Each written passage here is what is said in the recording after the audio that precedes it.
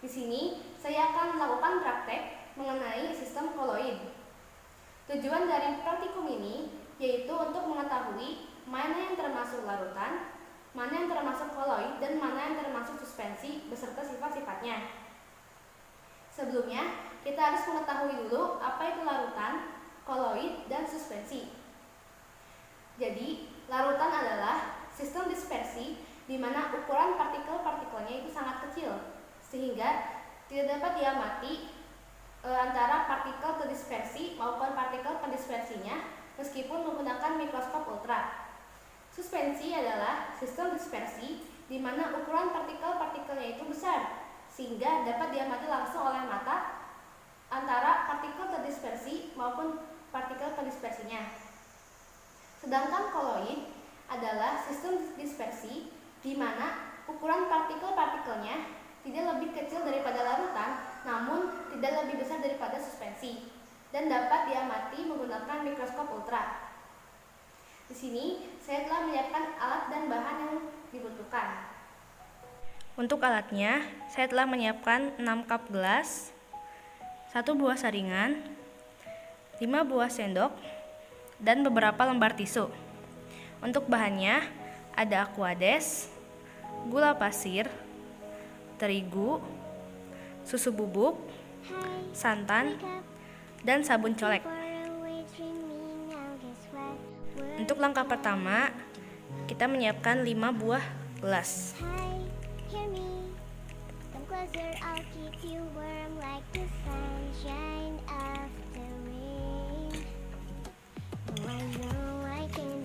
Kemudian, kita isi kelima gelas ini dengan aquades sampai setengahnya.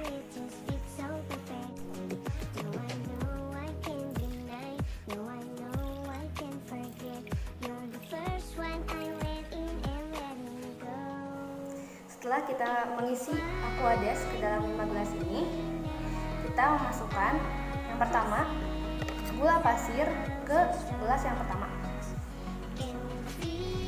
Kita memasukkan 1 sendok gula pasir ke gelas yang pertama, lalu diaduk.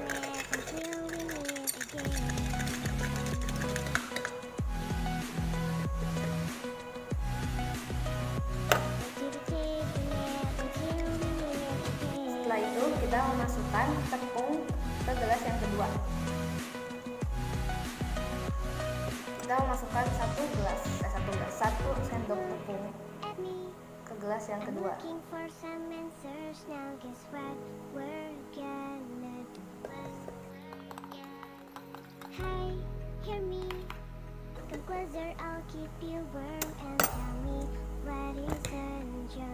Setelah itu kita memasukkan 1 sendok santan ke gelas yang ketiga.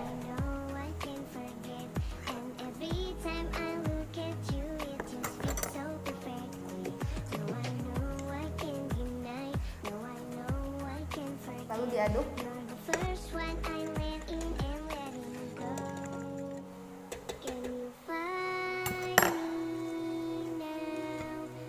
Setelah itu kita memasukkan susu bubuk ke gelas yang keempat. Kita memasukkan 1 sendok susu bubuk ke gelas keempat,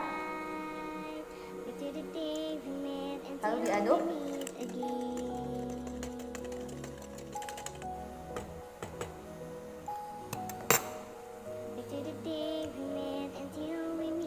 Setelah itu, yang terakhir kita memasukkan 1 sendok sabun colek ke gelas yang kelima.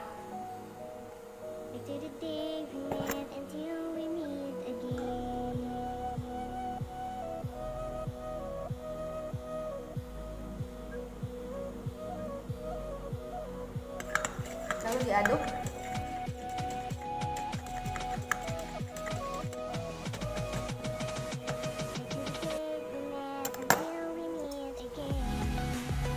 Bisa dilihat pada gelas pertama ditularkan gula, airnya jernih, dan tidak terdapat endapan di dasar gelasnya. Jadi kita mengetahui bahwa gula pasir merupakan zat terlarut dan air merupakan zat pelarutnya. Untuk pada gelas kedua yaitu larutan terigu, terlihat airnya keruh dan terdapat endapan di dasar gelasnya. Jadi kita tahu bahwa terigu merupakan zat terlarut dan air merupakan zat pelarutnya. Untuk gelas ketiga, yaitu larutan santan, kita lihat airnya keruh dan tidak terdapat endapan di dasar gelasnya. Jadi kita tahu bahwa santan merupakan zat terlarut dan air merupakan zat pelarutnya. Untuk gelas keempat, yaitu larutan susu, airnya keruh dan tidak terdapat endapan di dasar gelasnya. Jadi kita tahu bahwa susu bubuk merupakan zat terlarut dan air merupakan zat pelarutnya. Pada gelas kelima, yaitu larutan sabun colek, kita lihat airnya keruh dan tidak terdapat endapan pada dasar gelasnya. Jadi kita tahu bahwa sabun colek merupakan zat terlarut dan air merupakan zat pelarutnya. Setelah itu kita diamkan beberapa menit larutan-larutan ini.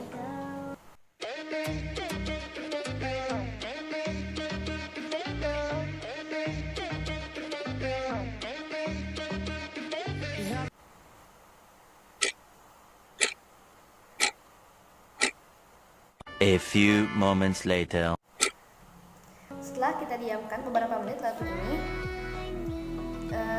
terlihat pada gelas pertama, yaitu larutan gula pasir dan air tidak terpisah.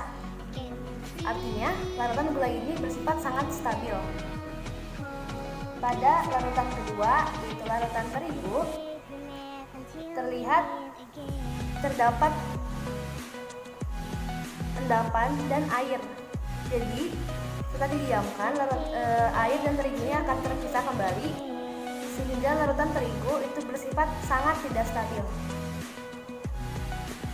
Untuk larutan ketiga, yaitu larutan santan, terlihat santan dan air itu tidak terpisah, sehingga larutan santan bersifat stabil, relatif stabil.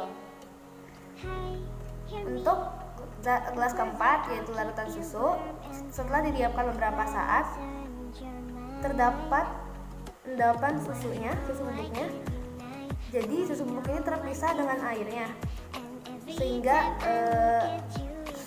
larutan susu ini kurang stabil. Pada gelas kelima, yaitu larutan sabun colek dengan airnya tidak terpisah, sehingga larutan sabun colek ini bersifat stabil, relatif stabil. Kemudian kita saring larutan ini. Pertama, kita saring larutan gula.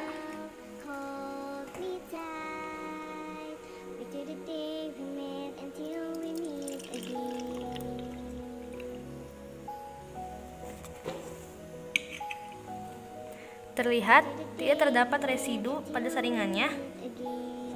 Yang kedua, kita saring larutan terigu.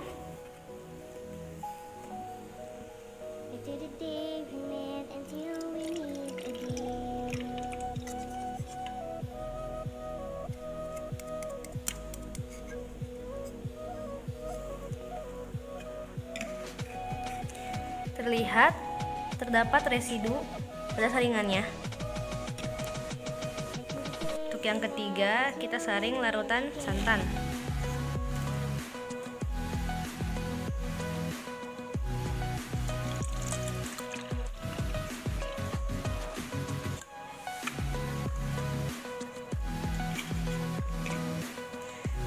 Terlihat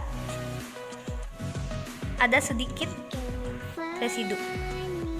Kemudian kita saring larutan susu.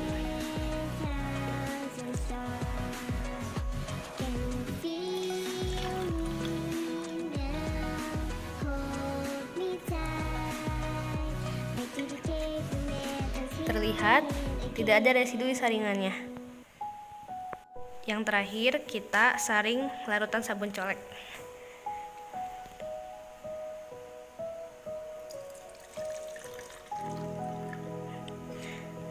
Terlihat tidak ada residu di saringannya. Dari praktikum tersebut, kita dapat membuat kesimpulan. Pada gelas pertama, yaitu larutan gula, dapat digolongkan ke dalam larutan. Pada gelas kedua, yaitu larutan terigu, dapat digolongkan ke dalam suspensi. Pada gelas ketiga, yaitu larutan santan, dapat digolongkan ke dalam koloid. Pada larutan keempat, yaitu larutan susu, dapat digolongkan ke dalam koloid. Pada gelas kelima, yaitu larutan sabun colek, dapat digolongkan ke dalam koloid. Sekian praktikum hari ini. Terima kasih.